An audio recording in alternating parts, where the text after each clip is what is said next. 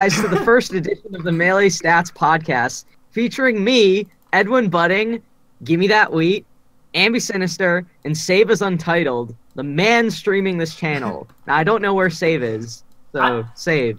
Wait, say something. I'm here. I'm just making sure all the announcements go out and everything. And Sick. I guess you All right, other we're guys live. can introduce yourself as well. Ambi and Wheat, give like a little background for people who might not be familiar with your work. Like, what have you guys done? I'm starting. Yeah. Yes. Wheat, go ahead. Hey, I'm GimmeDatWheat. I am the guy who does the top 50 head-to-head spreadsheets for Melee. That's basically all I do. Don't sell yourself short, Wheat. You meme a lot too. I tweet some pretty easy jokes and get way too many likes for it. That's my other thing, I guess. All right, and what about you, Ambi? Wheat, if I can ask a question really quick, I just want to know, do you do data tracking on the top 6 by any chance? Let's go on to what Ambi does. Alright, word. Hi, I'm Ambisinister. I make a lot of tweets, and I wrote Making Sense of Melee, which was a pretty nerdy numbers post that got a lot of traction. And that's pretty much me. If anyone is in chat, I just posted it in chat. That's me. Self-promotion. I'm gonna Follow me on Twitter. ban you for self-promotion in my chat, but other than that, Edwin, do you want to like start us off and kind of go into the podcast? You're the guy, kind of the mind behind this. Okay, sure. So basically the like reason we formed... What'd you say? I was gonna say this is like a shitty group presentation, is what it sounds like so far. Like, Dude, you're the one that wanted us to all give like cheesy intros. Well, I don't know. This isn't on us. This is on you, dude. I need people to know, but okay, Edwin, go ahead. So basically the idea behind this podcast is that all of us have known each other for a really long time. We're all digital contributors to the Melee scene in some way. And we've known each other for a little over a year, so we thought we know that people are familiar with our work, and we thought it'd be really cool to start a podcast together where we kind of talk about pertinent topics both within the Melee world, the Smash community, pretty much anything that's on our mind relevant to our work. So feel free to chime in and chat, follow us, and without further ado, let's talk about Melee. So Wait, do you want to start? Yeah, I guess so. Was there any specific starting point that you guys wanted to hit, or I have a little thing prepared for the Team Heir capping. Yeah, go ahead, start. All right. So earlier this week, Team Heir opened registration for the 5th installment in their increasingly popular tournament series, and it's hard to say that the results were anything but positive. In near 12 hours, Heir 5 hit 512 attendees, which was its cap, and which really in 2018 can only be considered an incredible feat for any tournament. So my question to you is, how important do we think this is for Melee, and does it signal any change in the future, or is it just an outlier? And with 6 top 100 players attending, to what extent do we expect TOs to factor in viewer experience when they are making tournaments?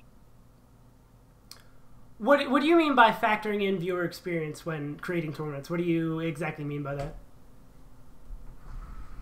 So, obviously, you really can't describe Heir 5 as anything but successful in capping its registry, capping so early.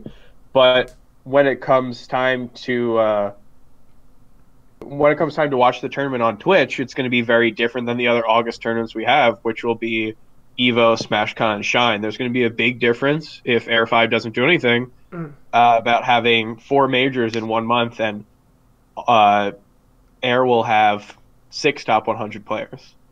So you're saying people might not be as likely to tune in because of a time like now where there's no tournaments to watch. You're going to get like a lot of viewers in Full Bloom or something like that, but Melee viewers might be fatigued of watching big events at that point, especially this of Heir that only has 6 top 100 people. Yeah, I think if I could interject here, I don't think that the issue is really going to be people watching Melee, because people will watch it no matter like how many tournaments are in the month or whatever. I don't really think that Melee spectators are going to get fatigued watching it. What I'm like a little bit hesitant about with Heir is that like Mahi and R2D2 are the 7th and 8th seeds in the tournament right now. It's like this is like a 500-man tournament with like Mahi and R2D2 seeded to make top 8. So it's like it's so interesting that these are like, it's such a wildly successful tournament that like the event cap for people could talk to their sponsors to get free plane tickets to the event is so in demand. I really think they're just going to raise the caps now, but that's, I think, the relevant part that I have to add on this. So I want to mention that last year, Heir 4 was supposed to be the last one, and the fact that I forget his name, but the fact that he's running an Heir 5 based off the popularity of the previous iterations of the tournament, and the fact that it was such a surprise to the European community because the Heir series is really well received.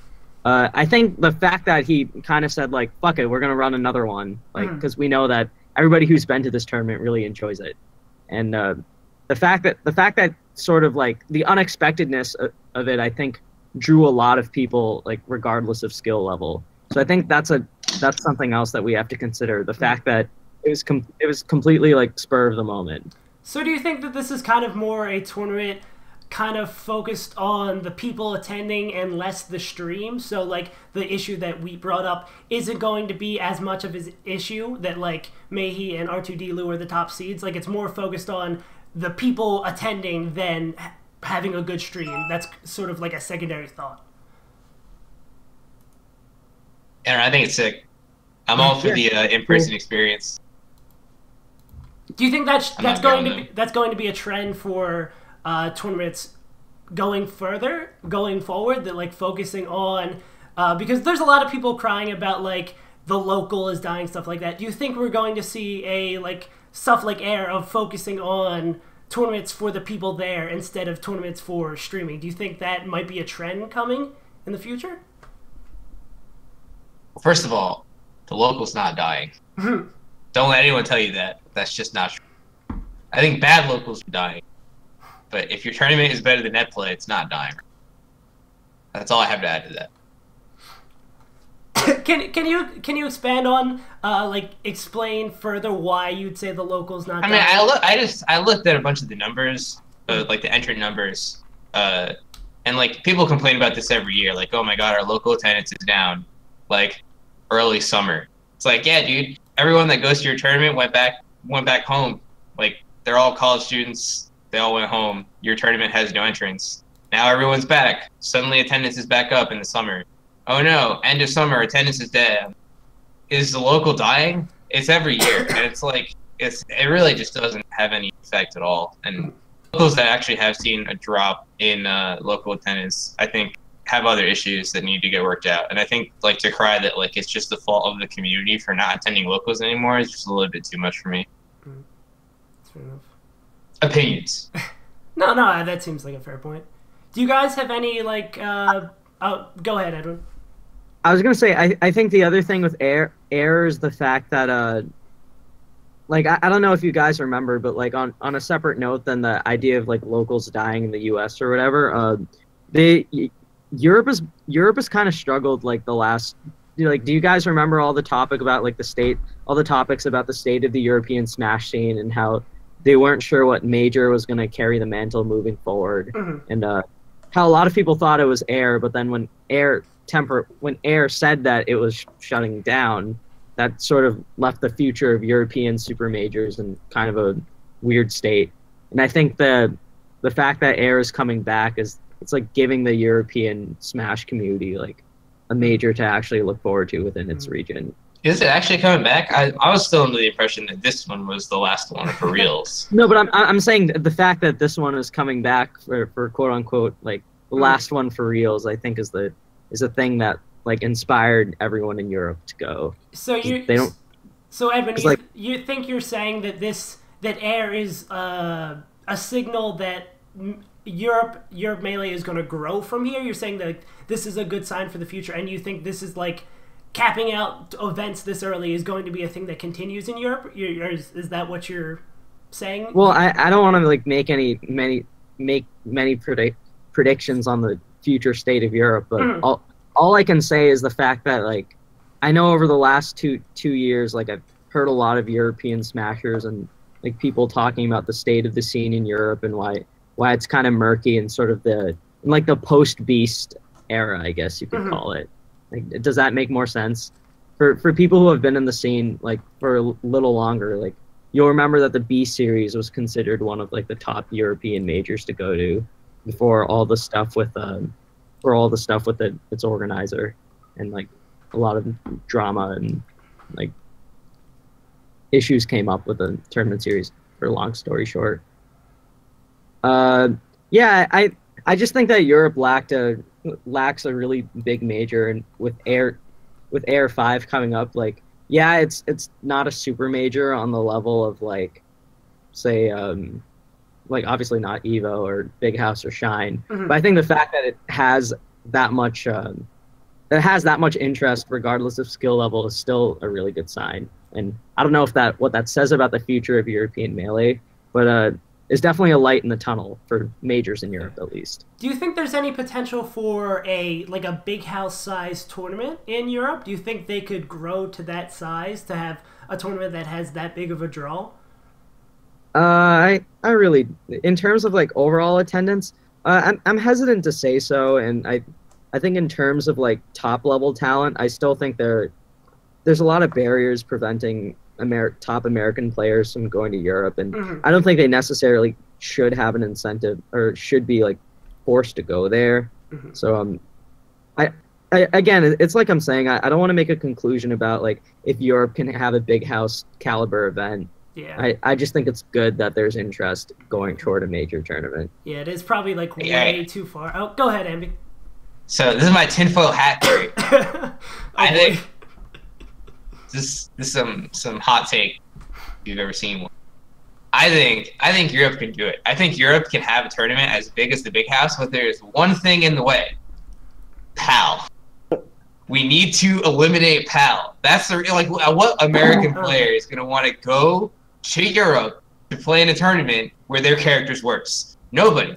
Nobody's gonna want to do it. The only people that go are people that recognize that it's like a really good tournament and have the money to spend on it. But like we have people crowdfunding to like go to tournaments that are like within driving distance of them in the States. Like no one's going to go to Europe to play PAL. So what about floating lanes?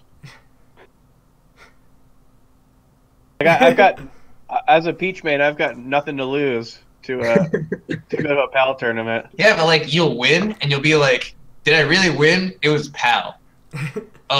So, Ambi, take this a step further. Do you think we should just get rid of PAL completely? Like, completely? I think we should. As a Fox mate, can I have your unbiased opinion? There's nothing to do with Fox. I think we need to get rid of PAL. We need to smash every PAL television. We need to, like, just eliminate it altogether. 50 frames a second? Get out of here. No chance. Do you think that would like legitimately be better for the scene, like a unified, just one copy of Melee? So we can't even do that in the States. You ever talk to someone about UCF? Oh my god. So I want to bring up that Ambi actually isn't the first person to bring up this topic. I've seen the Dutch Sheik Amsa bring it up, and I actually think if anything, getting rid of I don't want to push one way or the other. But I think that getting rid of PAL would actually benefit top European players that want to travel to the US. Because like if you remember all those times when like Android came over and everyone was really excited to see him play and like play in all his really good matchups, but he just lose a Sheik Ditto to someone because he's not familiar with the chain grab. Like I just feel like if anything, it would benefit European players who want to travel to the US and play the best competition. But I understand it's their custom, like their form of Melee, so I'm not going to really push either way. Yeah. But I mean, honestly, it does make a whole lot of sense to kind of unify it, and it would make tournaments easier, and it would potentially open that door for a Big House size major, even though there's a ton of other things that are blocking something like that happening. Dude, there's so many people in Europe, they could do it. Just nobody wants to play PAL. Melee in Europe would get bigger, because the game is more cool. You really think getting rid of PAL would increase the size of the scene? Yes, absolutely.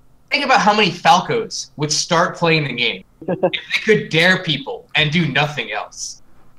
I don't think it's that. That's it. That's all you need. Make the game NTSC, and the game's like crack cocaine. Like, everyone will want to play it. I don't think it's that big. I don't think that's the thing that is keeping this. I think it is. PAL sucks. You heard it here first. To be honest, I think it's a non-insignificant part of the reason why. I don't think it's the main reason, but I think to say that it doesn't have anything to do with it, it's kind of crazy. I just not even from like the perspective of like someone who is nerfed, but I imagine like being a European and like you must feel some sort of way when you realize that like I don't know, like the version of the game you play is obviously not the version of the game that you see like them play at 90% of the majors. Yeah, so I think we're all in agreement that Europe should just get NTSC and everyone would be happier. Okay, well, that's a little fun. I'm not in agreement with it. It's like a bad relationship. You know what I'm saying? Like, you really like it. It's like it's the one for you, but like your friends are just like you gotta stop it.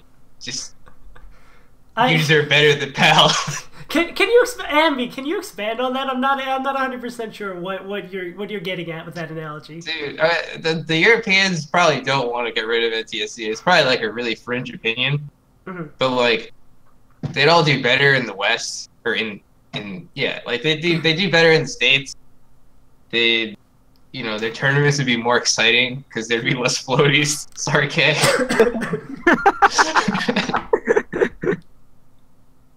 But I actually do think that the scene would get a lot better if everyone just ended up going with NTSC. Like, it's just like all the copies of Melee that exist in Europe are PAL, so like you'd have to soft mod all the setups and stuff, and it's like kind of a barrier.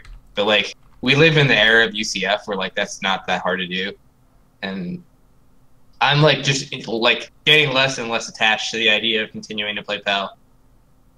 Makes a lot of sense. I just think it's easy for us to say from our perspective. Yeah, I guess it's Let's tell all the Europeans how to play their game from our ivory tower here in America. Do you guys have anything else kind of to express on this topic before we jump on to something else? I think we've kind of exhausted this. The only other thing I'll say about the future of like super majors in Europe is that I think it's really I don't want to like put the onus on any top player in Europe or whatever, but I do think I think it's interesting that like Europe as a whole, like, or not even Europe, just like Sweden as a country has two players that are in the top 6, and the fact that like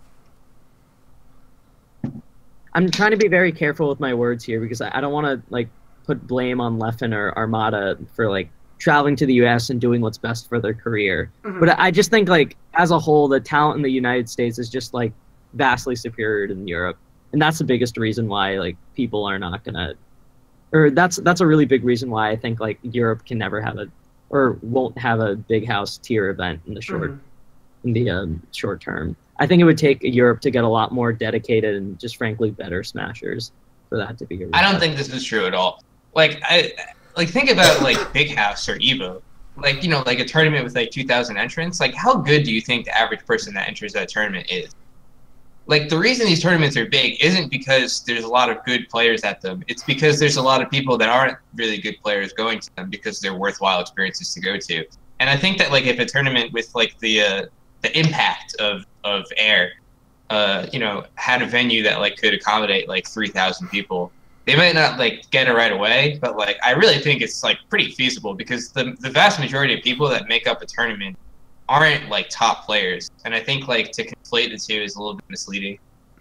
I'm gonna disagree with you there and say that I think you're giving the average smasher or just the average national goer too much credit there. I think a lot of them do go to nationals to like, yeah, they might play their matches, but I think we're seeing spectating and people like going O2 and bracket and staying at weekends. This goes back to PAL. The game's so much more fun to look at, but it's not PAL.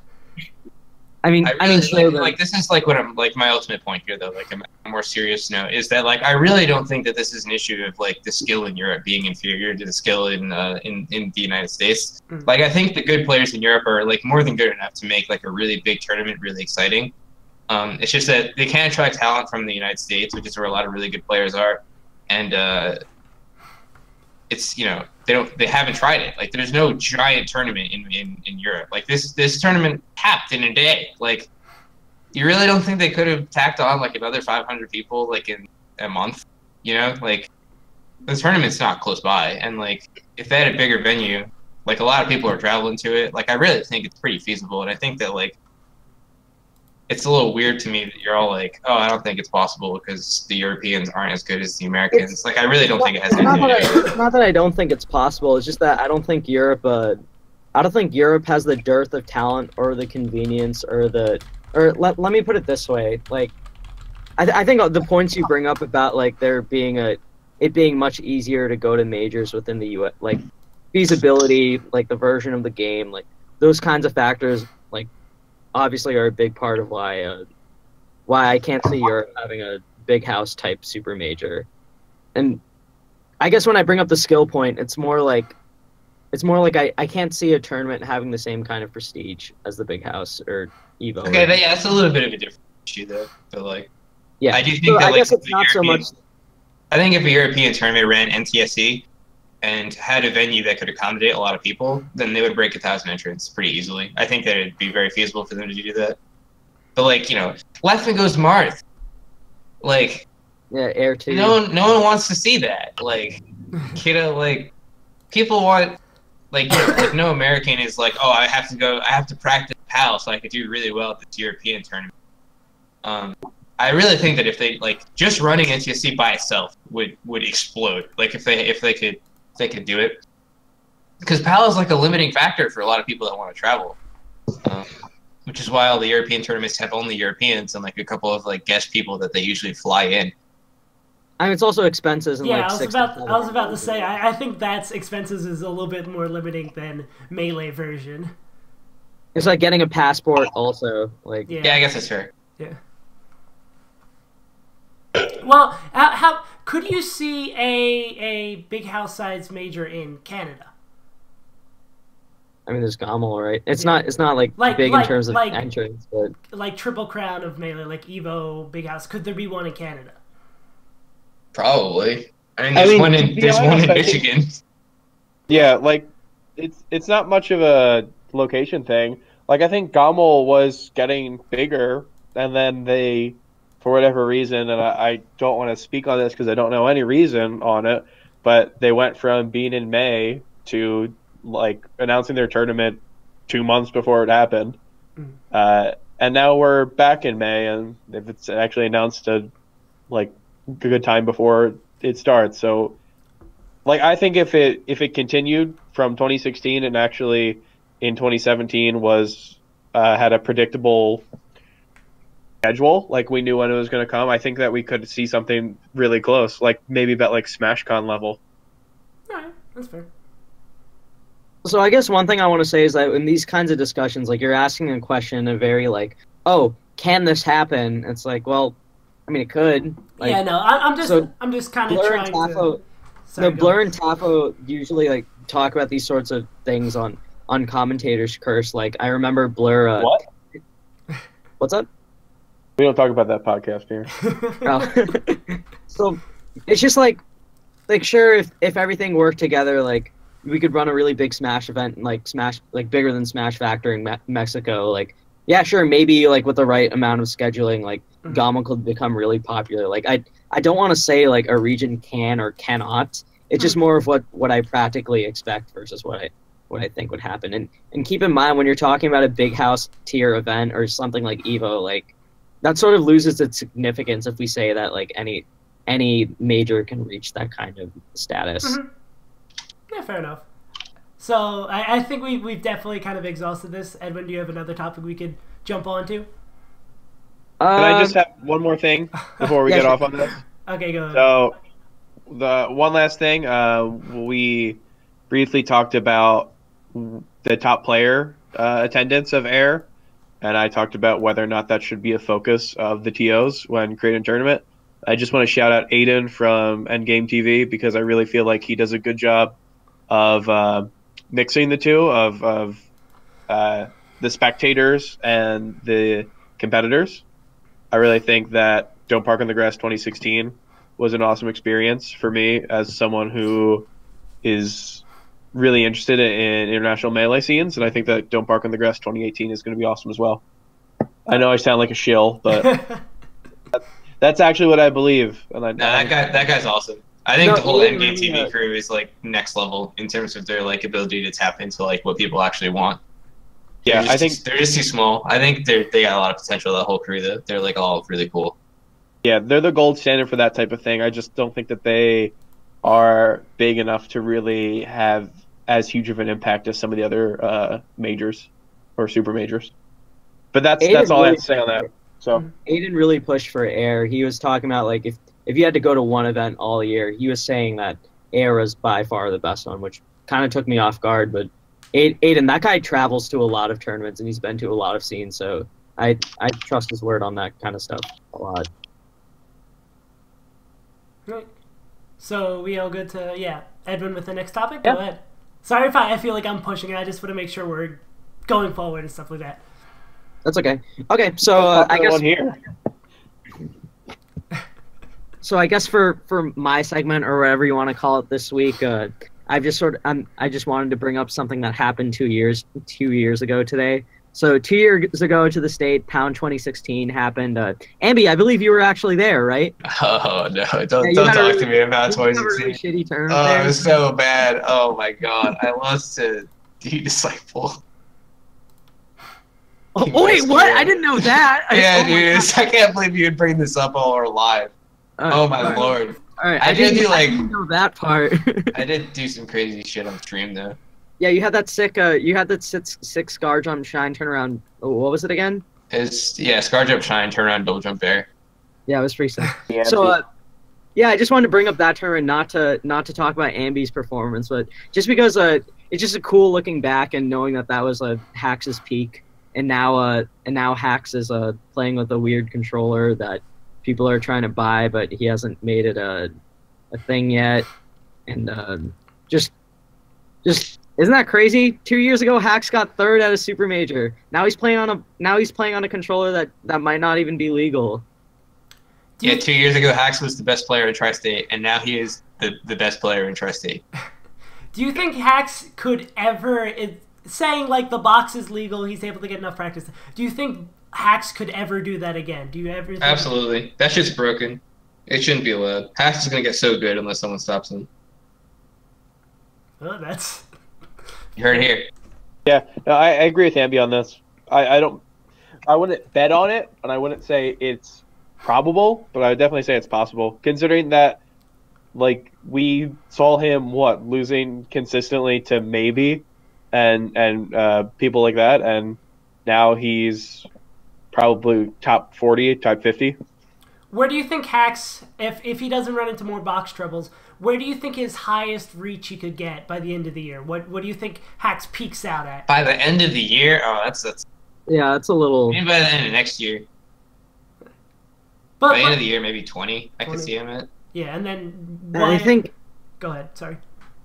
It just depends on his bracket, man. It really does. At least right now it does. If he runs into a Fox and Falco bracket or like Peach, like even if he cleans up his game against Ices a little bit, like I could see him doing really well. And like the thing with Hax, like guys like Hax were there before, you know, like they were top 10 or like top 15 at some point. So they have the like, say what you want about how Hax plays, but like you can't deny that he has experience of actually, like I know this is gonna sound like very cliche, but he has the experience of playing on the big stage and like keeping composure and in like closer moments against quote unquote worse players, and like he has the fundamentals that you need to play at that kind of level. Like whether his execution is there or not, or whether he's like updated his game for today's meta game is a sort of another discussion. But I definitely think I think if he gets the right bracket, he can make top 8. But I really cannot see him beating someone in the top 6 by the end of the year. And I know he I know he took a game off Hungrybox last year at Evo, but I'm not gonna look too much into that. I don't know. Shit happens. I want to say that I actually don't really agree with that he needs the right bracket. I think that it's something that I've felt as well, like that I think he's only good against Spacies, but he's kind of continually proved that he is pretty good at the matchups that we would write him off in. We saw him versus Duck. He seemed to be pretty good against Samus. We saw him. He's still pretty good against Peach, even though he lost to maybe at Smash Valley 6. I think he's good against Peach. That's not. He beat Ballot at Smash Valley 7. Yeah, he's good at that matchup now. He plays it so ridiculously annoying.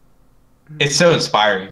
He never beat was Rishi, forward. beat Diskid Boogie. All these matchups that we would think that he would have a hard time with, he looked relatively good in. I believe he played Axe even as well, right? And still didn't look lost. I thought he looked pretty lost. I mean, to the point about Duck, I mean, to be fair, he still got 3-0'd in the set, didn't he? Yeah, I think you're reading a little bit too much into sets that he did not do particularly well in. All right. I do think that he's gonna clean it up. I think he's taken it in a really pragmatic way, in that he's gotten good at the matchups that are the most frequent in the order in which they appear. So he's not super good against Samus now, but he's real good against the characters that show up all the time. So what do you think then? I have a lot of faith. It's right. you know. I think he can get to top 25 by the end of the year. I think he can get to top 25 by the end of What do you think is the biggest factor? What's the biggest thing is holding Hacks back that Hacks is going to need to improve on or either get over to make it to top 25, top 20? As someone who watches him, I guess, and I think Ambi would know more as a Fox player, but just as someone that watches him, I think anything that I would quote unquote change about Hax's game, I don't think he would be open to changing. I guess, a long story short, I think the quote unquote weaknesses in his play, or the weaknesses in his play, I don't think he would really address them, to be honest. So do you think the Hax's his ceiling might be is caused by those things? Do you think Hacks might not be able to reach his heights again because he's not willing to change these things, or do you think he'll be able to keep those things? I don't know what particular you're talking in his gameplay, but do you think he'll still be able to rise back to his peaks, even having these problems that you can point out and that he's not going to change? It's more like Hacks has a really set way of how he wants to play, regardless of what his opponent does, and counterpoint, Wizroad. I think I would give Wizzy a little more credit. I think being coached by I think if you watch Wizrobe now versus watching him in 2017, or in 2016, his approach to the game is very different. I think Hacks has updated aspects of his game, but I don't it's you can't I've got a better question. Edwin, do you think who is more stuck in their ways about things? Mewtwo King or Hacks? Who would be more likely to change when there's a very obvious problem going on? I think I already know the answer, but... This is so easy. Yeah. If you give me the wrong answer to this, I'm just muting you for the rest of the stream. I'm not answering this question. Yeah, come on, Edwin. Oh my God. Just say it. Just say it. We all know what you're going to say. I'm not answering this. You can't do me like that. I'll pass the question over to you, Ambi. Who do you think is more set in their ways? Mewtwo King? Mewtwo King. Mewtwo King can't even pivot. He can pivot, but he won't. Yeah, you're giving Hacks a lot of crap for that when he literally relearned how to play a game that he's been playing for however many years on a completely right, but his approach to the game is not his approach to the game is still as stuff. I'm not talking about Mewtwo King in this right now. Mewtwo King doesn't even dash dance anymore. He just goes to the corner and shields. I've given up on Mewtwo. I've given up on Mewtwo King years back, dude. Sorry, Fables, if you're in the chat, but he's finished. We're not talking about him. I just think that there's long story short, there's so much cheese in today's metagame, and Hacks plays in a very one-sided way where I actually can't wrap my head around the fact that you, literal Marth main, are getting so angry at hacks for playing such a non-interactive way. I'm like, what are you talking about? Literally, all of the Marth players play that way. I didn't say we do it, and then suddenly, hacks has no potential. Hacks will never be good because he always does strip back nairs. I'm not angry that he's, but I'm just stating dude. All I'm saying is every time I see this guy play Peach, this is what he does. Okay, he's gonna dash dance right outside of Peach's like stupid dash attack range. He's gonna try to reactively dash dance shine. He's gonna keep fadeaway back airing or retreating nairing all the way to ledge if Peach comes close. Then he's gonna ledge dash nair and run to the center stage and just do the same thing again. Or he's gonna run up. He's gonna hold shield Peach's dash attack or whatever attack he does to him on the ground and drill out a shield. That's all he's just gonna. He 3-0'd Lod with that, dude. Yeah, no, if it works, yeah, who cares? Work against Armada? Like, no. Armada's gonna catch Hax's full hop jumps out of shield. He's been doing that for like 10 years. That's not fair.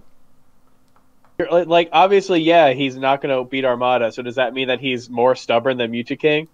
No. Why are we talking about Mewtwo? I didn't say he was more stubborn than Mewtwo.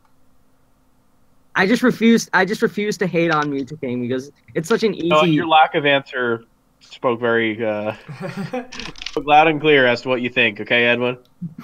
No, I don't think Hax is volumes. I don't think Hax is more stubborn than Mewtwo.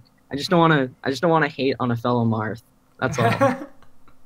You're that stubborn for defending Marth that you're not going to call out Mewtwo for something that's apparently obvious. Look, if you've read anything I've written about Mewtwo, just like in chat or anything I've written about Mewtwo before, like it's pretty clear what I think of him. Then why can't you let's put it that way? Edwin, then just say it. If what? And that Mewtwo is really stubborn. He should just drop Sheik entirely, dude. I literally wrote that in Monday Morning Marth. So you Edwin Budding are saying that Mewtwo is more stuck in his ways than Hax. I would say. Okay. I mean, historically, how could you say otherwise? Okay. So you're agreeing to that? This is like pulling teeth. You just have to say yes. This dude literally pulled out Ganondorf against Chudat. Like, Edwin, what more has to be said? Just say yes. You don't have to quantify it. Just you would agree to that statement. Yeah, sure. Okay, that's all I don't understand why it's a big deal. But no, sure. It just felt like you're skirting around it. You don't want to go after a fellow Marth main. It just feels kind of unnecessary, but sure. Okay. He hurt his feelings, Dave. Nah, he didn't this version 2.0, dude. He didn't give the I can't even count anymore combo a 6 out of 10. Dude, you're so mad. You're so mad. You just gotta hold that. That combo sucks. So is there anything else, Edwin, you wanted to touch on from Pound 2016? Before the topic of hacks got derailed by talking about Mewtwo, Mega went Marth that tournament, and I actually low-key kind of I'm kind of disappointed that he that's the thing that gets forgotten by people, that like Mango had a stretch of time where he played Marth, like he won What the Fox 2 with Marth, and then just after that, like he never seriously played with him again.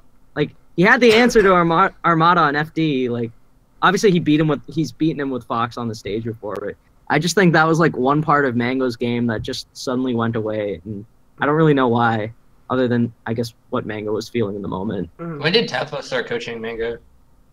My headcanon was that was a lot of the reason he dropped Marth, but that might just be completely off base if anyone knows. So Tafo joined C9 officially, I think in like late December of 2016, like right before the end of the year. But he helped. But like if you were counting times where he was like actually helping Mango prepare for tournaments and stuff, like he helped him before the Big House 6, and a little bit before that, or like even in tournaments before that, if I'm not mistaken. I'd have to ask him though, for sure. I just think it's nuts that he played with the character. Like he looked great with, like, yeah, he lost against Hacks at Pound, but he looked great with the character afterward, like beating Armada like a few months later, and then just for whatever reason just like didn't play him anymore. What do you think, Wheat?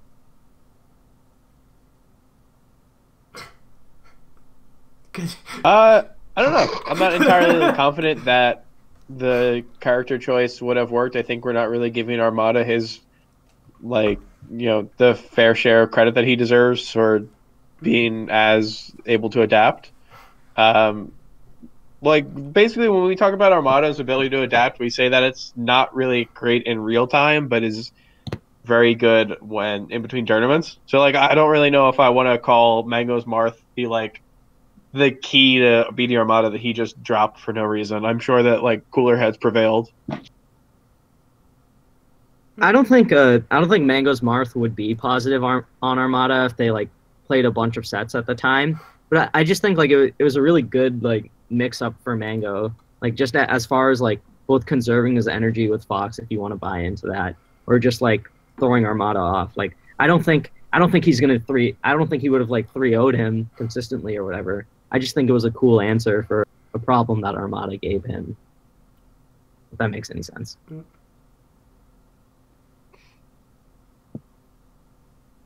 Yeah, I suppose. I'm honestly not that upset. Sorry, I think I might be having internet issues. There's. You know, right? We can still see you, Wheat. Seems like you're good. Maybe you're. I don't feel too bad about the whole Mango's Marth not being a big thing anymore, because I remember during that era, like him and Armada had this really ugly counterpick war going in every set they played, and I think it made for some pretty terrible melee, because they were just trying to counterpick each other's characters, and they weren't really getting like their entire set wasn't played between a specific matchup like you see so often now. And I think it makes the sets that they play nowadays a lot cleaner, because you don't have to, like, switch between characters and stuff, and their timings are a lot tighter. So I don't really miss it. Seems kind of prisoner's dilemma-y, do the whole counterpick war thing, especially with Armada. I just wonder what convinced it, or, like, what changed his mind. Like, maybe that was it. Like, that he just didn't want to. He just didn't want to, like, think about the counterpick character war or whatever. It's hard to kind of put yourself in the mind of Mango and kind of understand what he's thinking. Dude, Do you think that that's something that, like, long run, if Mango doesn't retire, like he's been saying that he might be, that he not do you think Mango playing by feeling is something that won't allow him to get to the Armada Hungrybox level? Do you think that's a potential block? I think, I'm gonna be real, I think that's a really dumb question. Okay, fair enough. I don't like this question. Fair enough. It's just like we're speculating on how Mango, like, it's speculative on how Mango, like, will enter the Armada field or whatever. Like, he's like, dude, he's been a really good player for a really long time. Like, fair enough. If something's stopping him from entering the, like, Armada tier or whatever, it's just like that he's not playing as good on a day. Maybe I'm a little optimistic. Yeah, I don't know. I think the insinuation that Mango plays by feel is a little bit too oversimplified too, because I think Mango does think about the game a lot. And I think, like, the insinuation that he's just sort of like a feely player, and that, like, he'll never, like, ascend to the tier of Armada because he's a feely player is a little bit weird. Because they feel around the same level to me right now, especially with Armada being in such a ridiculous slump. Right, fair enough. Basically, we're saying you're really stupid save and you should feel bad. Oh yeah, no, I got it. I don't know about that, but it's okay. You beat Pika in a money match 5-2. So. Here we go.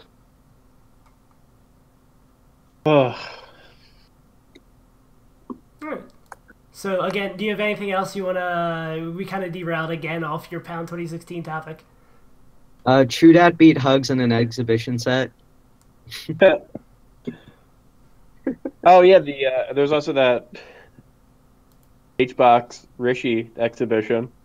That was so hype. I don't know why that was a thing. Like, that was so dumb. Dude, he beat him on netplay. He's so amazing at the game on netplay.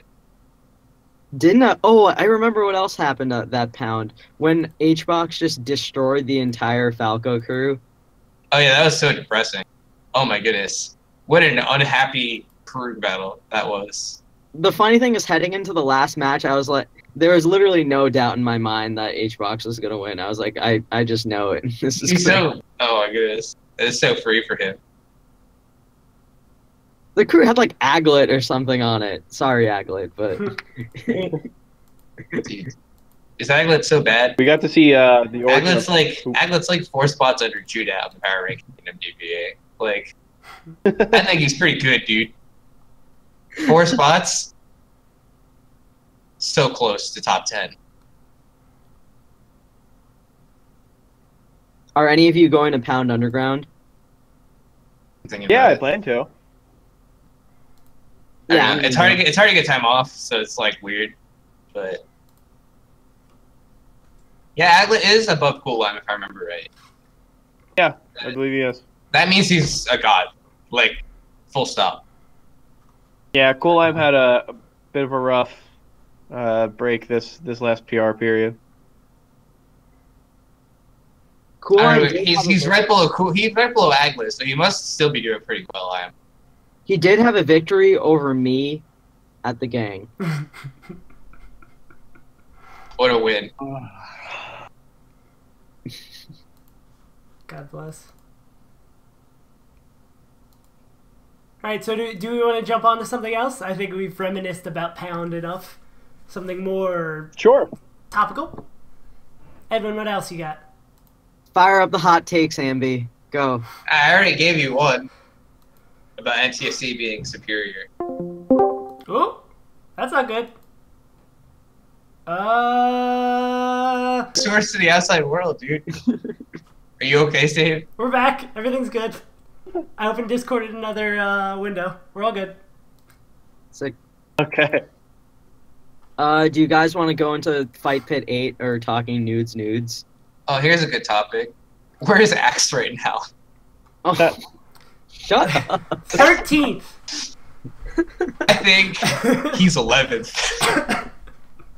Oh, really? Tell us why. I think he's 11th because his best win is Crush, and he lost to Ginger. We can actually.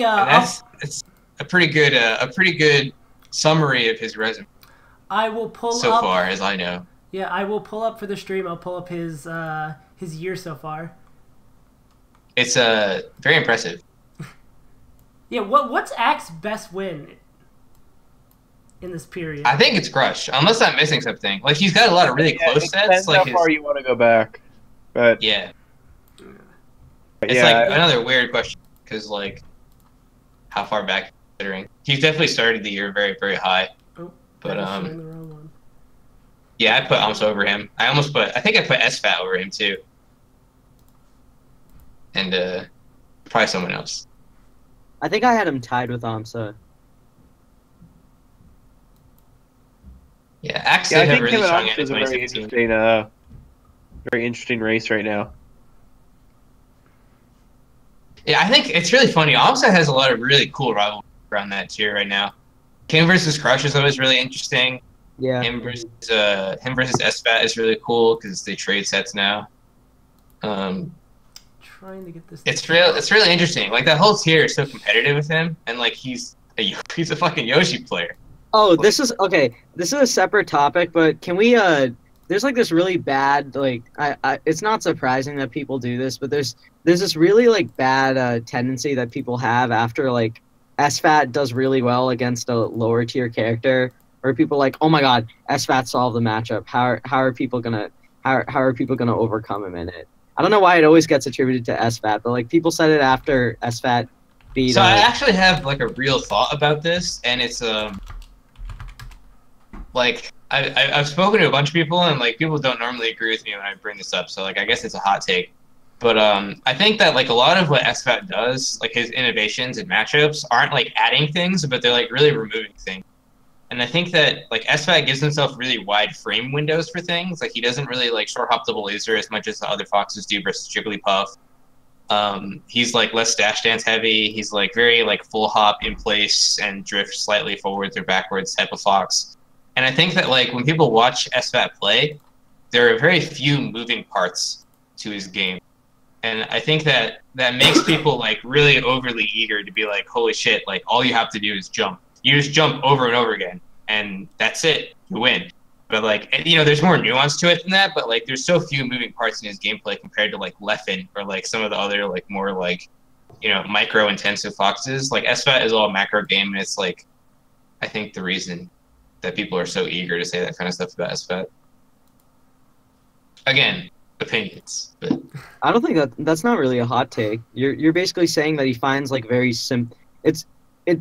Tell me if it, like, I think it's a little more nuanced than this, but the like surface level thing. The surface level thing I think you're saying is that he finds really simple solutions that don't require like him to. I just think he doesn't make things more complicated than they need to be. Yeah. Which is something that a lot of foxes don't do ever. Myself. I think a lot of the foxes are like, this is a small optimization I can add to my gameplay, which is amazing. And SFAT doesn't do that as much as other ones do. And I think that like makes him a little bit more able to do things in a straightforward way. Yeah, I would agree with that. I wonder if that has anything to do with why he sometimes tends to like at events where he's like the quote unquote favorite or the #1 seed. Like I wonder if that like his approach to that is why sometimes he doesn't end up winning as often as like say other quote unquote demigods or whatever. Like that he doesn't have like that kind of abusable strength. Yeah, I don't know. SFAT's obviously a really good player. Yeah, he's really good, but I don't know. Just something to consider. I wonder when his next like really good performance will be. Yeah, I don't know.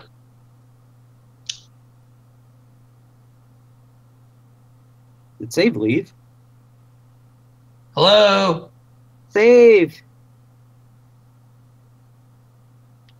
All right. So Wheat is in. Are we like on stream? Like Save needs to be here. Yeah. No. This is like no, actually important. No, we're on stream. That's not a concern. Oh, there he is. I can already hear him. His mom told him he had to go get the grocery. Save us. What? Dude, our MC's gone. We have nothing. What? Oh, you guys can run the show without me. You don't need me. Welcome back, Save. Okay. What'd I miss? We still talking about SFAT? No, I think we're sort of done on that topic. Okay. Yeah, I think we're good. Alright, what's up next on the big list of things to talk about, Edwin? we can preview Noods or Fight Pit 8, or do you guys want to talk rankings for a little more? I feel like if we talk about Fight Pit, I'm just going to end up being really sad about UCF. So I think we should talk about Noods. All right, Noods. Isn't there like no one going to that? It's like Plup, Wizzy, and What, Noods? All right, I know got Plup's the going to list it. right now. So it's got Hungrybox, Plup, SFAT, Wizzy, Pew, Laudandus, Spark, Kazoo, Waff, Cactar, NMW, Keith, Leon. Yeah. okay. I didn't realize that when I checked yesterday or the day before, HBox wasn't on there, so it wasn't as How do you big. guys think Hungrybox is going to do in Wii U singles? I have a lot of faith. I think he's going to make a sick losers run in top 64. Yeah, this is a Smash 4 podcast, right, guys? This is his event, dude. He's going to take it. He's the GOAT. He has to do well in this tournament. God bless. That felt bad to say. I apologize. Do you think Dude, that... what does it feel like knowing that HBox might surpass Mango like all time by the end of this year? I think the lack of response. I have no thoughts. I think the lack of response is speaks enough. Do you think that now the Hungrybox is going to Noods? Do you think it's a less interesting tournament to watch overall now? No, definitely not. No. Definitely not. I think this is like one thing that people like shit on HBox for a lot that I actually don't shitting on for. It's like, do you guys remember that period where like Armada was like so much better than everyone else and like he didn't go to anything, so like no one had any shots at him? Like that was lame, dude. Like at least HBox is giving people chances to beat him. And it makes his run so much kind of more exciting. impressive that he's that he's out there and going to tournaments and still winning. Like he's going to Smash Valley, not dropping a game. Like that he's he's not like sitting over in Europe. Not that Armada was purposely hiding and keeping his spot. Like I mean, like he's got his own reason. Yeah, like, no. I guess it's not as intensive to play Jigglypuff like for so many tournaments in a row compared to like Peach. Yeah, but the fact that he's able to do it and like consistently, it's respect. You have to respect the grind that he keeps doing and he doesn't lose. Like it's honestly insane. You just keep going. Yeah. Yeah, I mean it's super impressive. But at the same time, I really did enjoy watching Pat's House 3 and Holiday Bash, and like I can't say that I would have been as excited if I knew that all those cool sets were just to figure out who would lose to Hungrybox, if that makes any sense. And that's not something that. So the reason why this gets attributed to Hungrybox is just because he's the one guy who actively goes to so many different things. Mm-hmm. If I don't know, if Armada was the one who was constantly signing up for tournaments where he was the only god or only top 10 player, I think we could say the same thing. Or like anyone who is so far above the competition, I don't know, it kind of starts to get a little less interesting. Mm-hmm. Yeah. Like when you have all these players around the same skill level, and then you have one who is so obviously better. Yeah, I want to go as far as say is like, not that you said that it ruins the tournament, but it, like Ambi was saying, it doesn't like the tournament's like, oh, I'm not going to watch this because Hungrybox is going, but having that foregone conclusion that after all these battles, all this hard fought matches that Hungrybox is going to win does at least take away a little bit from the fun of watching it. Yeah, I mean, so that's kind of a loaded fun question to watch. Yeah. But like, if it was all the people in National Arcadian and like AJH, would that be as fun? Yeah, it's not because it is Hungrybox. It's because Hungrybox is holding that #1 position now. It's not because it's him. It's because he's the best. Yeah. Yeah. And it's because he's the only one who actively goes to that much stuff for his position. Yeah, this is something that I find really irritating about a lot of the tournaments, is that like so many of the tournaments are like Hungrybox plus one other god, and it's like I find that so frustrating because like if all of them were going to all the tournaments, then it'd probably be pretty interesting because Hungrybox would have to beat a bunch of people to win. Mm-hmm. But it's like, you know, like, oh, Hungrybox went to this tournament and he beat Plop. Oh, Hungrybox went to this tournament and he beat Mango. Oh, Hungrybox went to this tournament and he beat Leffen. It's like, I mean, there's no one to be mad at except for the TOs for not paying $1,000 for Music King to show up. They have to pay his appearance fees, and if they don't want to pay them, then how can they really say that they're a premier tournament? I'm gonna make a bit of a gross analogy here. So if any of you watch like Game of Thrones, like there's midway or like through the 5th season or so, the show kind of like takes a massive it kind of jumps the shark a lot. So there's a character in the show, Ramsay Snow, who's like this really evil like despicable person, right? Like you constantly root against him, and it's like, God, this guy keeps getting away with everything. Like no one can stop him. Like he's just totally like he's this vile, like disgusting like person. Now I'm not saying Hungrybox is a vile and disgusting person. I'm saying that when I watch Super Majors and I see one guy win all the time, like it's natural to want to see someone lose. So every week, like, yeah, it's annoying seeing Bolton like constantly get it's annoying seeing but like it's annoying seeing one guy win all the time. That's what I'm saying. But for that moment when they finally lose, that's exactly what I was about to say. Yeah, when they finally lose, when, spoiler alert, when a certain character wins a really big battle against them, then it's hype. It's amazing, even if it doesn't make any sense. When Plup won Genesis 5, did that make any sense? No! He shouldn't even have gone to Pokemon Stadium twice in the same set. But somehow he did it, and we watched. And we loved it. Oh my God. It's moments like that which make Melee the beautiful spectator experience. Yeah, we wouldn't have Royal Flush if Armada didn't have his dominant period. It wouldn't have been as enjoyable, as amazing without it. To have heroes, you need villains. I completely agree with you, Edwin. Now, maybe I didn't need to make that analogy. Oh, you think? No. The point Is you're he trying done? to make, yeah. Okay. The point you were trying to make shines Andy, through. is this like the angel and the devil moment? The Zane and the Stango. Yeah. What did I say? Oh no.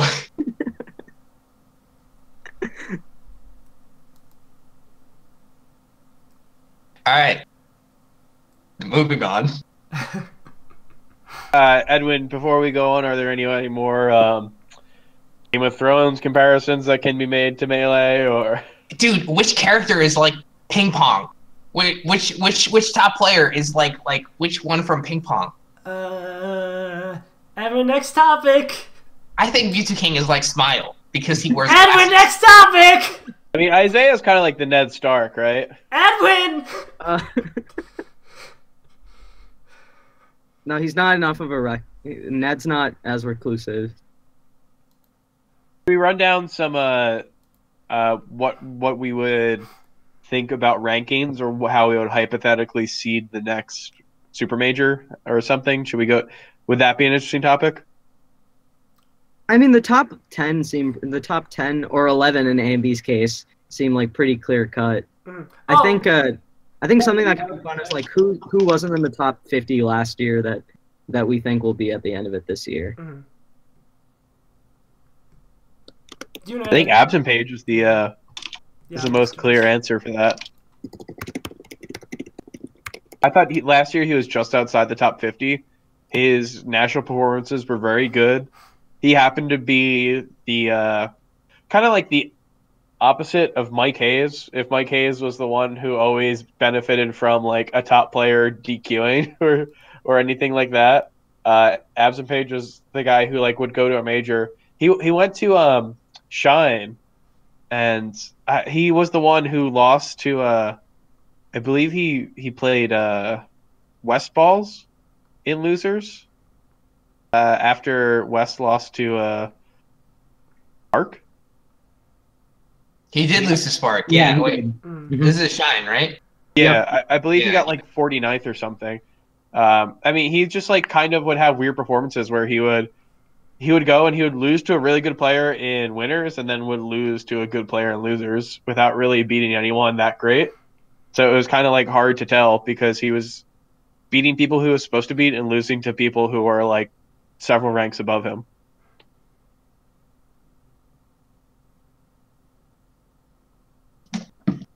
I kind of got lost in what point were you trying to make with that wheat? Not that I'm like. Literally what you just said. Yes. I don't think you can hear us because of it. Oh, okay. Yeah. Okay. Alas. Okay, you guys were on the same page as me, though. I was like, those were his results. What are we getting at with that? No, he was saying that AbsentPage for the longest time. I don't want to Marth-splain this, but he was saying that AbsentPage for the longest time like was in a weird spot like in terms of being seeded because he'd always like have ho-hum performances at major, or like it would be deceptively ho-hum because he would lose to two like really good players. So like you couldn't really hold it against him, but like you couldn't really like give him any reward for it. Okay, yeah, now I'm more kind of catching like on to what like you let's were put it this doing. way: if you get like the 64th seed at a super major and you lose to HBox, and then you lose to S2J or something in losers bracket after you get sent there early, like you can't really have that held against you. Mm-hmm. He just didn't have the opportunity to win against the players he was playing were too far out of his reach to take wins that you couldn't hold it against him, but he also didn't have the chance to like show up and take someone kind of on his level. Yeah. Ambi, is there anything about like AbsentPage's play that you find noteworthy or? I mean, I played him at Shine and he destroyed. Oh my. I don't know. I just think he's really good at edge guarding and he's real fast, and that's sort of my entire take on AbsentPage. Very good player. I don't know. He doesn't have anything that like particularly stands out to me other than like the fact that he's super fast. Like relative to the other Fox players, he's just good. Like, so not so player. Yeah. Beyond AbsentPage, do you guys have anyone else you think is going to be moving into top 40, top 50? Edwin looks ready to go. Stango. That's all I I'm knew gonna it had say. to be a Marth. Dude beat like Dark Atma. Oh wait, actually no. There is one point. One cool thing I want to say. I found out about AbsentPage. When he lost to Crush at GTEX, I think it was for 33rd. He actually brought him to game 5. Was pleasantly surprised to find. Crush is good in that matchup too, so that's like really impressive. Yeah. GTEX. That's like Heir tier. GTX. Well, how should I be saying it? GTX? Yes. Yeah. That's the correct way. Dude, it's 3 letters. I don't know, dude. Someone clip this. Someone clip this that ends up on Peng Boys. Oh, and I don't feel alone for the last time I made this kind of mistake. Oh GTX. boy. GTX. Peng Boys, you have permission to clip this stream. No, you don't. This is my I'm pretty channel. sure Get I've out heard of here. people say GTEX before. That's not just No, me. you haven't. It was just You heard it on Yeah. your own podcast that you have? All right, we don't have to talk about this anymore. Okay, more about Stango, Edwin. Yeah, dude is really good. Has an I think I've heard it been put as Infinity in 2 record against R2 Dilu. Dominates his own region. He's had a lot of really big wins like individually over the last year, but this year he had like 2 really good performances at the gang where he got double eliminated by Smuckers, but he beat Suish's Falco for whatever that's worth. He beat Rishi as well. He also has sets over Abate, Dark Atma. I'm trying to remember who else. Abate, Dark Atma. He brought Mango and Crush to game 5. I believe. Oh yeah, he beat Android and Cobalt as well. And I actually think of Cobalt really highly against Marth. For whatever reason, he seems to do well in that matchup. But you don't think this is just a flash in the pan for Stango? You think this is a trend of him getting better moving forward?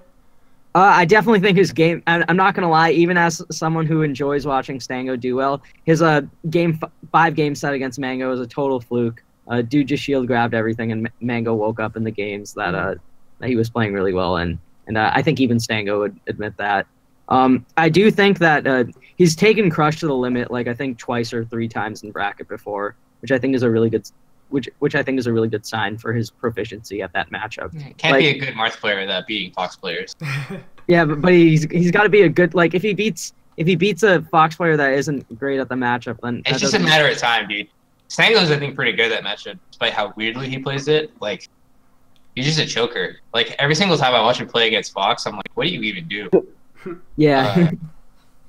But he always like somehow loses. Like I remember him versus Ryan Ford at Rise. It was so screwed up. Like I think he got reverse 30. It's like dude, the biggest heartbreak. Randomly swinging the entire set. You gotta see him versus You gotta see him versus Hacks at tipped off. I have no clue how Stango lost that. It made no sense. But even though I think Hacks is also very good at that matchup. But yeah, I just think even against like he's kind of in that weird position where he's like the Spacey Slayer or whatever, but he also has like his strengths translate really well in other matchups where Marth like typically doesn't do as well. Like I think beating Dark Atma and Android is really good, and I've always liked how Stango's played against Sheik, just in terms of results. I remember seeing him like before he got really good this year, and seeing him like eviscerate Hat, which I thought was kind of impressive. Like I know Hat's not a top 100 player, but I just thought it was pretty cool that he would do really well in that matchup. I also talked to him about I talked to him at the gang about like what matchups he didn't feel comfortable in, and he said that if he had to pick one matchup he wishes he was a lot better in, it was versus Falcon, but that he considers himself like a Marth Falcon nerd, and that's one matchup he's watched a lot of and like taken a lot of notes on. And Stango also plays a style that I think does really well in that matchup because it's kind of like holding your ground and not being afraid to swing. So it wouldn't surprise me to see him beat like maybe not like probably not like Smuckers anytime soon, but I wouldn't be shocked to see him beat someone like really well balanced like Gatsu or something. Just something to look forward to. Now, are there any non-Marths that you think are going to be good or no? Wow. All right, dude. No. I had AbsentPage in my top 50 for what it's worth, but we already talked about him. I guess Fiction. does anyone want to go on about Fiction? Fiction and Jerry, I guess. Yeah, Fiction's a weird one because like his locals point to a projection where he could, I don't even know, be like top 5 in SoCal or something. I don't know how we want to talk about the Mango, but he beat S2J there. Like, that has to mean something. He consistently beats Army, and he consistently beats Hugo and Wes. Like, he has this this very positive record on SoCal. But, like, if you were to actually rank him for an end-of-the-year ranking, you would look at his G5, and he lost to, like, Fluid. Yeah. Yeah, it's like, I don't know. Fiction, I think, is really good. And I think he's definitely a player that, like, we need to reserve judgment for until, like, the end of the year. Because he sort of came back, and he, like, had, like, a really, really condensed version of, like, Hax's return with the box, where he would just, like, lose to, like, literal randos, and then, like, come back and be like, oh, yeah, I remember how to play this game now. Not everyone tries to play without cheesing me all the time. And now he's all good and beating people. He's making videos. Yeah, I think it's rough to be like, oh, yeah, you know, like, Fiction, who only played very recently, has, like, some bad tournaments. But, like, now he's so good. You know, like, he's a weird one to put on, like, a really short, like, midsummer rank because of how little their data there is. And I have a lot of faith that he'll do well. Dr. Light doesn't count as a rando. He's not algebra. That was not what I was getting. I think he's pretty good. I think he's one of those people who kind of needs to, like he's needs to be woken from his slumber, I guess. I think he's already awake. I just think he needs to go to more stuff. He needs to be woken in every matchup. Awoken, I believe. Like, I don't know if I feel incredibly comfortable against all the characters, but I think once he plays that character in tournament, yeah, he'll get it. Like, he needed to lose to Fluid, Dr. Light, and Army, and now I don't think he'll lose to Ice Climbers ever. Yeah. Definitely went home and studied like 130 hours of Ice Climbers videos, and we'll never lose to it ever again. Fun fact, this is what happened to R2D. I don't know if people know this. R2D, way back in the day, got messed up by Bon Cushy. He was like, he went home, he was so angry that he lost to Bon Cushy that he watched tons and tons of videos, and then, like, the immediate next tournament he goes to, he plays Axe and he beats him at the big house, and it's like, that's what you gotta do, dude. One other thing with hold on, we were just talking about Fiction. Oh, right. So one other thing for people who are like a little newer to the scene, Fiction has like been really good in the scene before. Like he made top 8 at Apex like 4 years ago. So like again, he's one of those players that like has made it really far in bracket before. So it's like with the right one, and if he plays well enough, like I don't think it's out of the realm of possibility that he makes like top 16 at another major, or even gets a top 15 to 20 win, like even outside of SoCal. He's one of the rare players to beat God twice, right? Yeah, he's beaten Muti King multiple times. Yeah, I think there's like in regards to Muti King, there's probably what, Amsa, Chu, Nun, Silent Wolf as well. Yeah, like it's not a huge list of players, and Fiction is on there. When did he start like actually competing in Melee? It was only like 2011, 2012, right? Yeah, he played Brawl for a little bit. I don't want to say for sure just because I don't have my notes on me, but I do think he's been around for a while, and like he got really good in 2014. Yeah, he was like top 15 or so in the world.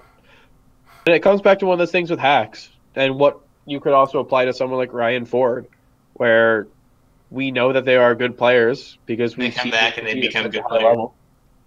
Yeah, Ryan, you could definitely like argue him above like West Balls and the Moon for just this year.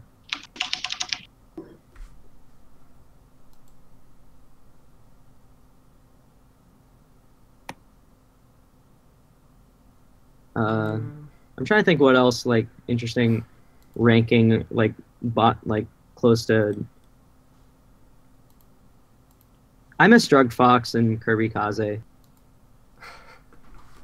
I don't know. People think Drugged Fox is gonna come back. He's one of those players that I feel like always tries to quit and never can. I feel like he'll like come back and play Falco for a really long time and then be like, I'm playing Marth now. Has he given? Yeah, we'll see. Yeah, has he given any reason for why he's been entering tournaments? I think He doesn't there's like competing no right now. specific reason, but Yeah. whenever anyone quits Melee, I like, does anything really have to be said? Don't we all already know? You're never gone. No, I heard him. Yeah, I agree. I don't know. It's like when Leffen says that he's gonna, like, that he's focusing on DBZ or whatever, and like people are freaking out about it as if Goes to one tournament, and it's like, I think I could actually do both of them. No, Yes. he could be like. It's tough to say because he's in that range where Leffen could be like a top 15 to 20 player right now. Going to more tournaments would only solidify him. Sorry. I don't want to get into it. We also does DBFZ stats, as far as I know. I'm trying to. I might as well. this is his breakout. Just don't forget your roots with weed. Trying to leave this dumb old town of Melee. For the big boys. Ambi, how do you think Go1 would do in Melee if you gave him like? The fuck? He'd probably play Falco, One. and he would use some stupid shine pressure on everyone's shields for like 30 minutes at a time. It would be awesome. Goichi would be awesome. He'd be the most anime Melee player of all time. Beautiful. What do we think? Someone in the chat asked us a while ago. Is Ginger top 30 or just for this year so far? What does he have besides a win on X? Went on. God. Yeah. We literally started talking before he finished that sentence. That was awesome. But does Ginger have any bad losses? I'm gonna pull up like Fairfax's little comparison here. I'm just trying. Yeah, I don't know his recent losses. He beat does have Lod. a couple. He lost to like Lego that one time. I don't know how long ago that was. Probably a while. Okay, no, I have it right now. So he's Yeah, I'm beaten gonna pull it Axe. up. He's beaten Axe, Lod, Mike Hayes. He's lost to Cal, Duck, Hugs, KJH, Lucky, Plup. Ginger lost to Ty. Oh yeah, When did that happen? I know. I think remember that. no. Ty had a sick Genesis. Yeah, Ty you're had- right. No, that was a Genesis. You're absolutely right. And Wizard. Absolutely. Why am I absolutely right? Is everyone okay? What? No, I it's just have the no phrasing. idea what you're laughing at. Absolutely right. What are you doing? Are you okay? Okay. No, it's So just absolutely right about Ty having a good chance. I don't know what's going on. No, it's But- just like You're having a stroke or something, Yeah. dude. no, it's just, I say just cut off the feed to Edwin and we'll Yeah, just we're it'll just be gonna- okay. no Hey, more. anyways, yeah, he lost to Wizard See Open ya. Zane also. He lost to Wizard Open Zane as well. So Axe, Lod, Mike Hayes. Those are Ginger's big wins. Mm. He does have a bunch of losses to Yo-Yo, but those are local, so I don't know how much you care about that. Mm. Yeah, Probably not very much. no. Was the Yeah, question? no, Ginger's good. Yeah, was the question? Do we think he's top 30 now, or? I don't think he's top 30. I think he's a little bit outside of it right now. He hasn't, other than his Axe win, There- hasn't It's done tough to anything. say because Ginger's been going to stuff, and there's also like we are only in the beginning of the year, and it's a year where we haven't really seen much in February, March. Like we've only had two majors, so it's not crazy to say like Conti or Triff or like all these players like Diz Kid. Like it's tough to say when we just don't see players. Yeah, like depending on what you value, there's a like that 25 to like 35 spot. I think there's a huge portion of players that can fill that spot, especially because of how many people. It's like that every year.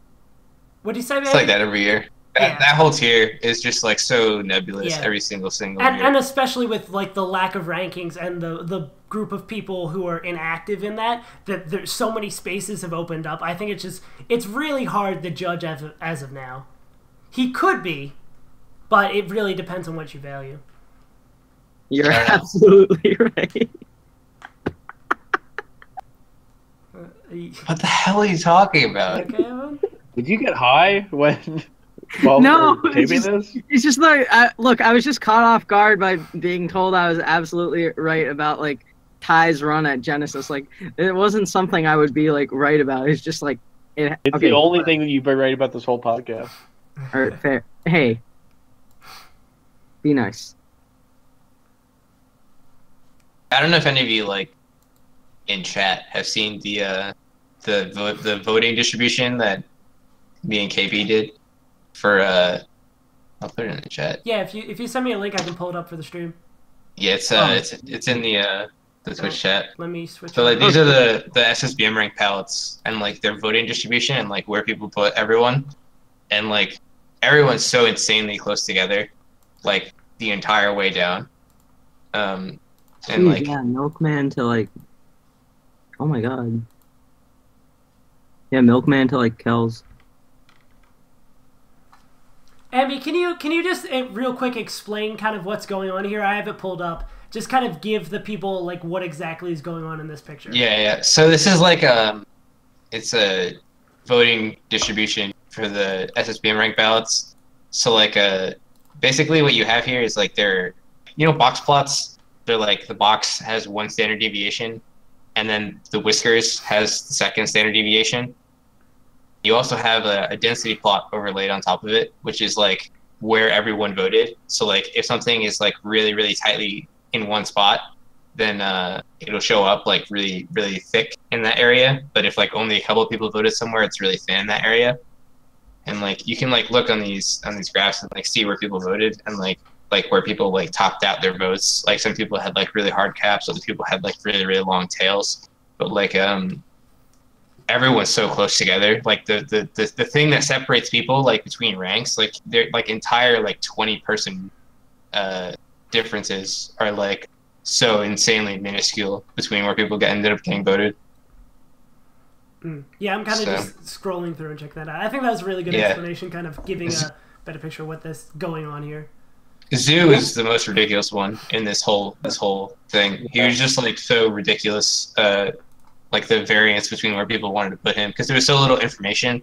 I remember people thinking that he should be like anywhere between like top 30 and like in the 90s or like not even ranked at all. Yeah, and shout out to people who had him at 99. Did I have him at 90? I feel like I had him 99. I don't think I ranked him. I think I had him outside Andy, I'm looking at this. I'm looking at this right now. Yeah, it's nuts. Like the difference between like Jerry and Meds. Like in terms of, it's like almost not perceptible between like 1 and 2. If you asked me who was going to win that if they played in bracket, I wouldn't be really confident either way. Yeah, I don't know. But it's always like that. Like every year, it's just like there's entire groups of people that are like so close together that like the difference between them is like almost not even existent. So, Ambi, if do you think if you did this for like just for Seoul regions that there would be a similar like kind of just closeness in terms of like actual I don't know. Like I've done power ranking panels in a bunch of different regions sometimes, and like they'll like a little bit different than the SSBM rank panels because there's so much more crossplay between like people actually talking to each other about where they want to rank people. And usually there's a lot more consensus on like the definitive ranks of people, or like they just get aggregated out. So it's like it's a little bit different where like, you know, with SSBM rank, like Europe thinks Europe is really good. SoCal thinks SoCal is really good. Tri-State thinks Tri-State is really good. And like every region inflates their own players, and like things end up getting like averaged out in kind of a weird way. It's like, you know, it's a little bit different, I think. And I think you see like a little bit of a different, like you wouldn't get the tails. The tails are really, really emblematic of people just having no clue where other people are placing them. And I don't think you really see that in like, you know, New Jersey top 10 or like Philadelphia top 10 or whatever. It's just like a couple spots at most. Just my thoughts. All right. Do we have anything else you guys want to talk about? Hold on. I hate Fox. I don't hate Fox. Oh my god. You're a Marth player. I don't hate Fox. Edwin, he's making fun of you because you're a floating head in the player cam. No, I Literally just a floating head, and sometimes you are. that. You're literally Andros. Yeah, no. I understood that. I was just. I'll Whatever, dude. switch back to the show screen to just there we go. That is the picture that was sent in the chat. That is Edwin. I should just copy. I should just take that image and just put it over where your face is, Edwin. First off, he's not even picking the actual end of the game. Okay, he's picking the pleb. He's picking the pleb part. Actually, no, the pleb part is the robot. The fact that you're defending yourself, I think, speaks volumes about how much this actually hurts. He's really just calling me a brain, dude. I don't mind. I'll take it. Now I really want to play Star Fox 64. What a sick That game is dope. I played that game again recently. It's so good, even today. The only level I think I didn't like playing it like growing up and today is the submarine one. I think that one was kind of whack. Yeah, it was good though. What was your favorite level? It's a toughie. I never did like high score runs or anything, but I love the what's it called, the one like it's on like the northeast part of the Lilat system. It's like base 17 or something, and you have to go. Are you talking about Area 6? Yeah, Area 6 is sick. That's one of my favorite parts of the game. Starfox stats. I know nothing about Star Fox. I've never played a Star Fox game. You should let's play it. It's more fun than Mario Baseball. It's really fun. That is not true. I really don't know if it was more fun than Mario Baseball. Dude, you're wet. The game's so amazing. You said it yourself that you never really played Mario Baseball. I will say played it enough. I'll say Star Fox 64 also has one of the few endings that still makes me tear up to this day. What are the other endings? his career and Melee stats. After tonight's podcast. Yeah, no, but Mario Baseball. Star Fox 64's ending is an emotional journey. Let's put it that way. I don't want to spoil it for chat. I mean, you already spoiled Game of Thrones, so like, what's Star Fox? You'll spoil Game of Thrones all day though. Yeah, no. Star Fox 64. That's garbage now, dude. Game of Thrones is terrible now. Star Fox 64 will always have a place in my heart. Alright, we should move on in the discussion. This is Fox, Ambi. I'm trying to relate to you. This is my awkward way of relating. The wild Marth main tries to communicate with the fox. The wild Marth and the fox. Nah, dude. Marth's definitely the hunter. It's the Marth is trying to get along with the. All right, I'm gonna stop. Yeah, and your analogy. Do we have anything else you guys want to talk about? I'm good. You have to go in like 20 minutes for the whole internet thing anyways, well, right? I don't have to go. The internet at LaSalle just shuts down. Probably wind down then. Oh, I actually have something. Michael or Toussaint, who's above each other by the end of the year? I know Toussaint is better right now, but by the end of the year. I say Toussaint. I'd say Toussaint. Do we know like what they're going to? Like how many events they're going to be going to? No, as in who will be ranked higher by the end of the year. Oh, no, I'm just saying, like... I guess Toussaint. Feels pretty easy. Yeah, man, that question kind of sucked. I was trying to... I thought someone might be reactionary and be all about Michael or whatever. Okay, whatever. It's fine. I don't know. He did beat Crunch, which was hilarious. Dude, Crunch played like such shit in that I think the whole Monday match was so amusing. Because, like, Crunch didn't go to the National Arcadian and then was all like, I could probably have won the National Arcadian because I could beat the guy that won it. Because I play with the best puff in the world all the time. And he challenges him to some absurd number of money in a money match. And he loses. $100, wasn't it? Like $100? It was supposed to be 500. They lowered it because Michael didn't want to do 500 because that's ridiculous. What a shame. But feels bad, man. What are the odds that Michael gets into Summit?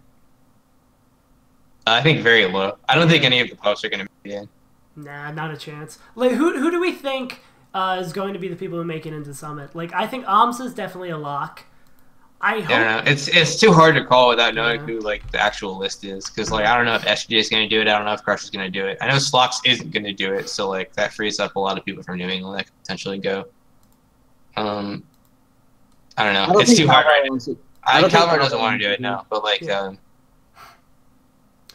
Who do you want to see? Like Ambi, who would be your like #1 wish list for Summit? Like Interesting question. anyone who is like viable to make it in. Who do you want to see there? Maybe AbsentPage. Maybe. I actually kind of want to see Stango go. It's kind of a weird thing to say considering he's a Marth player, but like I think that like he's one of those players that like doesn't really go to a whole lot of things out of region, and he's so dominant in region. And I'm so excited to have Glicko2 algorithms on Reddit stop posting him as like a top 10 player in the world. So I don't know. I think he's pretty interesting in terms of like how good he actually is. Is super a question mark in my head, and him going to Summit would give us a really good idea. Like what are the odds he actually takes like a big win at Summit? Like probably close to 0. Like most of the votes in really don't make that big of a splash. The kind of bigger impact for them is getting the practice against the top players, I would say. Yeah, I don't know. If he gets in, he'll probably get seeded against like Hungrybox or something, and he'll obviously lose that. And then like he'll play someone that lost round 1, and that is also really hard. So like I don't know, like you can't really ask that. Like they're always favorites to not win pretty much all the time, unless they're like a really really good player that didn't make it. Like I think Crush would, if he got voted in, would be like a really good shot for placing well at the tournament. But like. Yeah. Most of the players that like won't drown after getting voted in are already in. How do you guys feel about people making the puff mains making the push, even though you said likely they're not going to make it? Do you think having a puff main there would higher the probability of people beating Hungrybox? Do you think that's like a important factor for people being able to beat him? Do you think that would help? Like how big of an impact? Like if you had to put a percentage on it, like how much does the likelihood that Hungrybox loses a set go up by having like a Michael or a Toussaint there? I don't really feel comfortable like giving a specific like a declarative answer on this, just because as like I don't have the experience of like I haven't looked at like tournaments with Abu versus without Abu or whatever. Just like a hot take. Like what would you think? How much do you think that has an impact of like getting that matchup experience? I mean, players say it's really important, so intuitively, I'm inclined to agree with them. Even if it's just placebo, I think there is a pretty noticeable effect. Like whenever Abu is at tournaments, they usually do pretty well against him. Even if it's just like a comfort thing, like I played a Jigglypuff for a really long time, and now I'm familiar with like how she floats around the stage. That's good. I feel comfortable going into my fight with HBox because it's like kind of a pacing thing too. Just like learning, like remembering how to play that one matchup. It's like kind of it's nice to like go back into a rhythm about it, and like having like a warm up Jigglypuff, even if they're like nowhere near like HBox's level, it's just like nice to move around in that matchup. Yeah, I'd be interested to see the difference between tournaments where Abu or any other Puff was warming up one of the top foxes versus one where they weren't, because I believe that it's skewed that like if Armada beat Hungrybox, there was a better chance that Abu was there. I could be wrong about that, but I believe that that's how it is. Going back like to the original question, Wheat or Edwin, do you have like a dream pick for Summit? Like anyone who's like able to get into Summit that you would like to see? Not that they're probably going to make it or they have the potential to make it with votes. Like who would be, if you got to pick one person, just put him in the Summit, who would it be? I'd probably say Triff. He's one of the few people who I think can legitimately be a top 20, 25 player who we just really haven't seen much from. And I know that we've been seeing more of him the past like year or two, and he came to America for Don't Park on the Grass and Shine 2017. But I legitimately think that he could be in the upper echelon of players. He just really hasn't had the chance to break out, and he hasn't had the chance to play as many top players. What about you, Edwin? I'm gonna be like I think I'm a little biased on this, but like I wouldn't say I'm like friends with him, but I would want Slox to go. Like I don't think he wants to go. I don't think he's opting in. But it would be nice to see someone that like I knew in a local community like reach Summit, and I do think like he's a good guy, and it would be nice seeing him do well. But given that he's out of the equation, I don't know. We've seen a lot of like the like players ranked 11 to like 25. If I had to pick one, I don't know. You know what? Just because we've seen so much of them. France would be a cool pick for Summit. Yeah. No, agree. no, God. That's actually a real good answer. No. I think France or Ryan Ford. I'm gonna change my answer to France or Ryan Ford. One of those two. I kept saying that Franz was the dark horse to win National Arcadian if he went. Yeah, I think so too. I think he's so good. Watching him play Sechi, so inspiring. Okay, so like I know this answer is obvious, but like I actually would be curious to see how Zane does against Armada. Like I don't think he has any chance of winning, but it would be like a good wake up call to see like what parts of his game like especially need. You say Zane? Yeah, just because, but I wouldn't want to see him against like I would. He can do that at any other tournament. Yeah, yeah, but we don't any get other to see Zane versus Armada. I You don't get to see Zane versus Armada or Mango or like. I honestly just like I don't think he's gonna win those sets, but it would be interesting. Yeah, I honestly just want to see anyone like who can take their experience from Summit and we can see them make like noticeable improvements from that. And like the obvious choices are like Ginger, Zane, AbsentPage. Like I want someone like that who has a non-zero. I guess most people who would be voting in the Summit have a non-zero chance of taking like a game off of one of those bigger players. But here's a better question. Who do you think is just randomly going to get voted in this year? Like who's this year's Blade Jello? I think it's Smash Bob SquarePants. I really hope we don't get any of them because I think some dude from Mongolia is gonna dump like 30 grand into Smash Bob SquarePants getting voted in. Okay, I'm gonna look at the nominated players or those make me just so sad. That, Mongolian Prince, if you're watching SaveAsUntitled stream right now. Oh, you know who I want to see? How can I forget him? I want to see Ice at Summit. I don't think he like has a shot of like taking any of the top 6 or like doing that well, but Ice is one of my favorite players, and it's awesome seeing him like in competition again. Would be really cool. That's my pick, Ice. Yeah, I just really hope there's not a meme pick this year. Like it's probably gonna happen. It's just so much wasted potential. It's Summit, like but the like whole tournament. There's so much wasted potential. It just makes me so upset. The Wanderer dude. No, I don't want any of those people there. It makes me upset that like. Okay, they're a meme pick in. You're taking that spot away from like a Stango or a Zane or someone who deserves that spot. Like what is Blaya made out of his Summit? Like what has he done? First off, you're mistaken believing that anyone deserves to get into Summit. Yeah, I think this is a little much. Dude, I want to just read Moki's Summit description. I want the 13th place money so I can become a Fortnite streamer. The video above is me fucking on Chew-Dat. Nice. Perfect. Yeah, I don't know. Yeah. I think if you spend too much time thinking about people deserving spots based upon how good they are or how much they can improve from it, it's just like a recipe for making yourself miserable the entire time.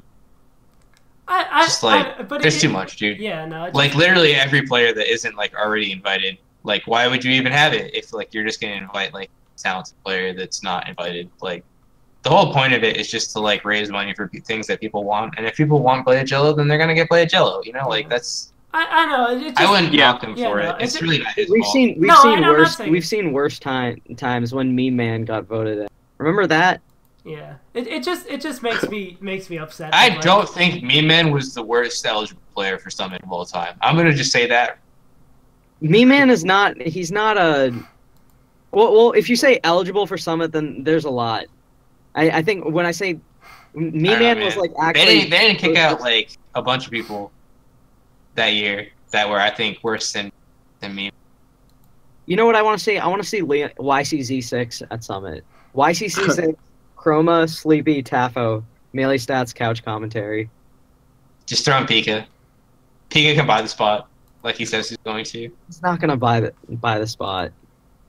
It'd be cool if he did. Can you imagine? Can you imagine Pika like flouting his way to the couch and just talking about how good Cheetah is the entire time?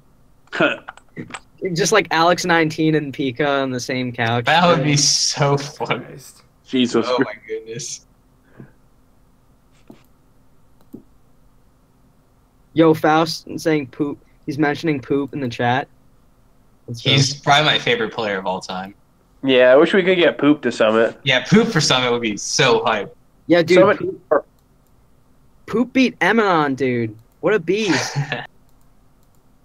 He beat Nightmare that one time. What a nightmare.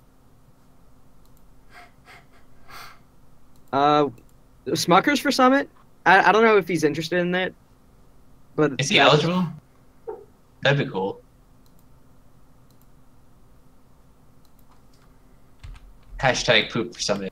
You heard it here first. Dude, it just Wait, so oh, Ambi, go ahead. Ambi, who is worse than me, man? That got like a. Don't make me answer this question. Don't make me answer this question. I veto this question. All right, I'm gonna assume. It's you too mean. got it. I don't want this getting back to anyone. Can you write it to me? I won't say it. come on. Edwin, come on. Let it go. Okay, whatever. I think we're nearing the end of this anyway. Yeah. Yeah. With your computer dying, it seems like an optimal point to kind of jump out of here. So thank you guys for coming to enjoy the first episode of the Melee Stats podcast. We're not going to stay with the same kind of group of people every time. We're hopefully having like a rotating door of guests of members of Melee Stats who want to be in here. But we're probably going to keep the like 4 to 5 a week. We're trying to stick to this like Tuesday 8 o'clock, 9 o'clock time period, but it kind of depends on the group of people. But it's hopefully going to be weekly, so keep your eyes out here. Follow on Twitch if you want to be notified, or follow any of us on Twitter. You can see our little names below. And yeah, I hope you guys enjoyed. I've been SaveAsUntitled. Also, if you didn't catch the earlier parts of this, it'll be uploaded tomorrow on my YouTube channel. So yeah, so thank you guys for coming, and yeah, cool. I said it 3 times. Let's get the hell out of here.